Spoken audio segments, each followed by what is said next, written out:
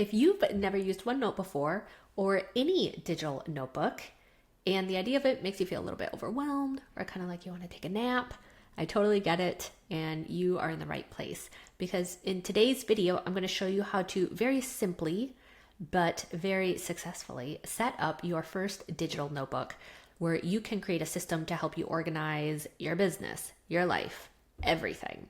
So if you are ready to learn a really quick way to set up your first digital notebook, one of these videos I'm going to be able to talk all the way through without messing up, but today is not that video.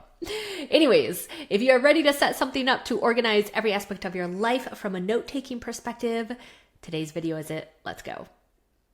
Okay, so I already have a Microsoft account. OneNote is part of the Microsoft 365 suite. So because I already have a Microsoft account, I can go in to the web browser or on my laptop here and download the desktop app version, which is what I'm using here. There is also a browser version. So if you need a Microsoft account, you can get one totally free and then download the desktop app, which I would recommend. I find it a little more user-friendly than the web browser version. Okay, so I'm not going to do a full deep dive on OneNote as an app itself. There's plenty of wonderful beginner videos on using OneNote. What I do want to focus on is how to set up the notebook from an organizing perspective to help you get up and running with the app as quickly as possible to suit your organizing needs. So let's orient ourselves here. OneNote uses notebooks. You can think of notebooks as like big binders. So each one holding a different part of your life. You can see I've got quite a few grayed out here on the bottom because this is the actual app that I use. I created a couple tutorial notebooks for the purposes of this and other videos.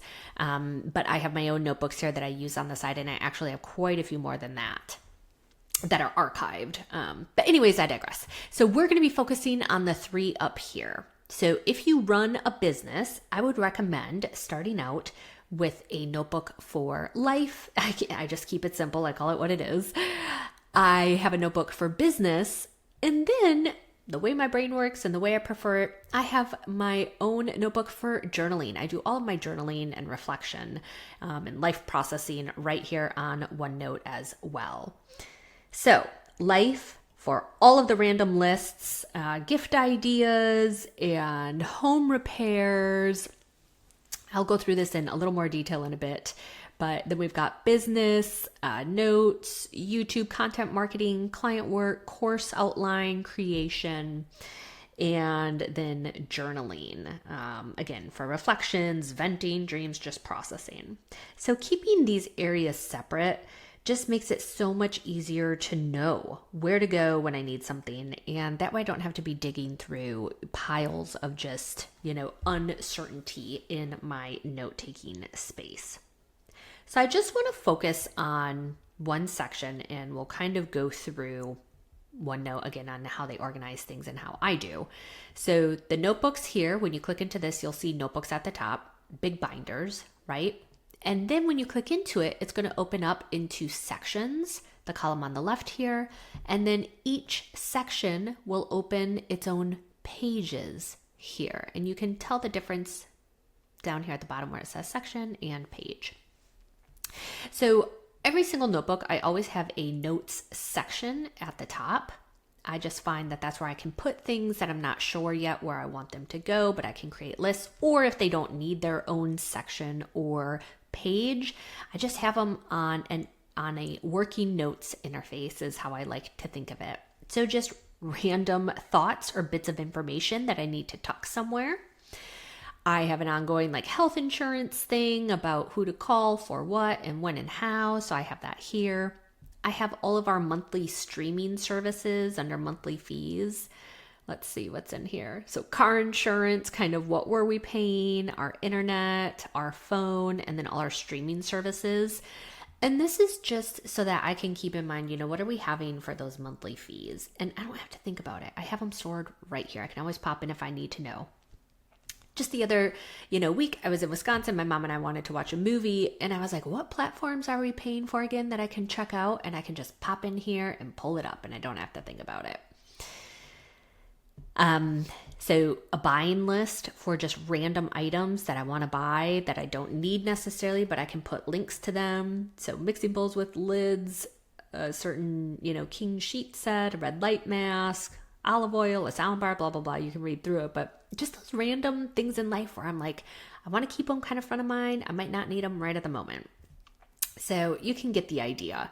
My husband's clothing size, the supplements that I'm taking, car insurance stuff, things to do for when I go to Wisconsin. I went to a health conference and, I was writing down all these notes throughout the health conference of all these different things people were talking about.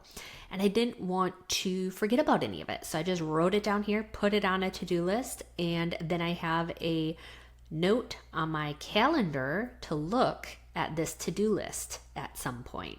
And that ties into the task management, calendaring task management that you will find in another playlist of mine where I talk about how to link things from our notebooks to our calendar so that we do what we have on here if we need to.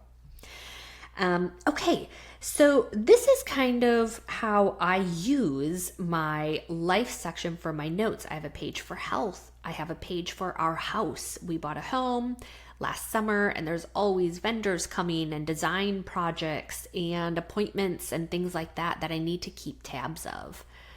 Same with our finances. And we travel a lot, so I always have packing lists.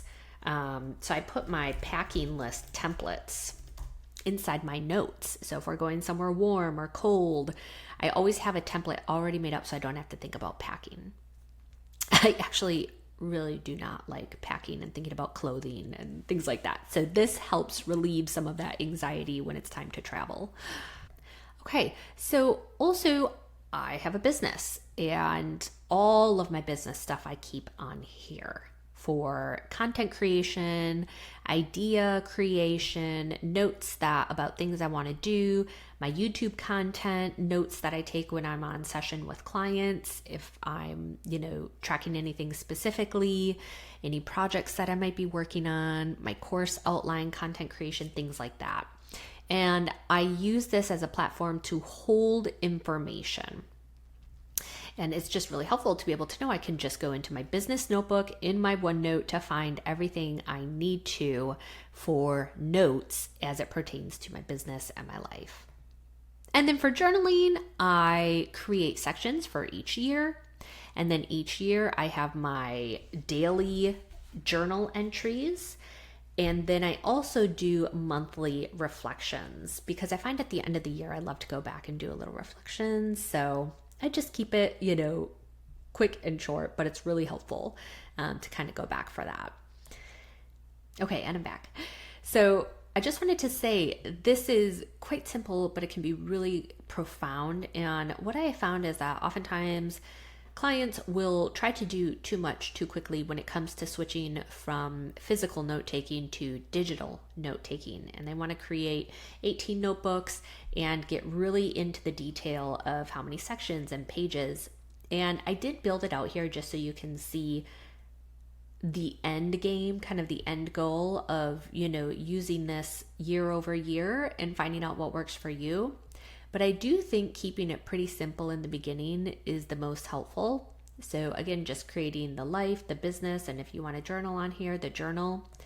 And then you could even just start with that first notes notes section, and then a notes page. And you can just start with this one page interface and begin to understand your style of how you want to use the notebook and what's helpful for you. And again, just refine it as you begin to start building the habit of using it. But keep it as simple as you can in the beginning, because that is going to set you up for success in using it with longevity and over time. Okay, and so I offer you a challenge for this week.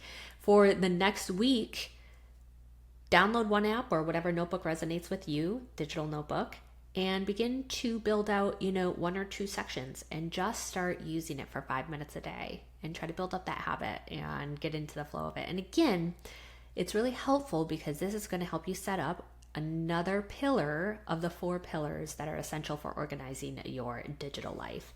And if you're curious, Caitlin, what do you mean by that? I will link the video below where I introduce the concept of the 4 pillars for organizing your digital life.